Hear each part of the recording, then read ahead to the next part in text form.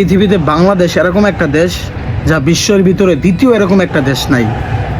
Police জনগণের বন্ধু, জনগণের উপকারে আসবে, সেই পুলিশের গুলিতে জনগণ হত্যা হচ্ছে।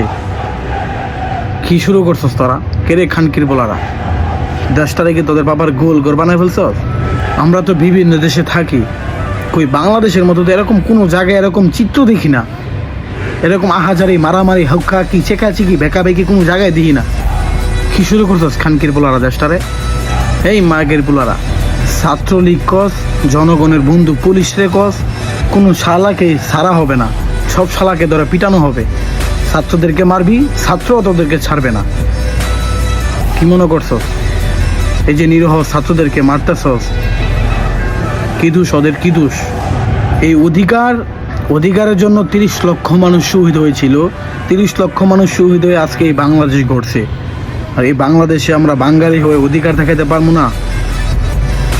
আমরা দেখবো তোরা কত বড় পালন হয়েছস খানকির বলারা। দেশটারা গজব করতেছস, সাধারণ জনগণের কোনো অধিকার নাই। কোঠা কোঠা, ওই কোঠা ওই কোঠা,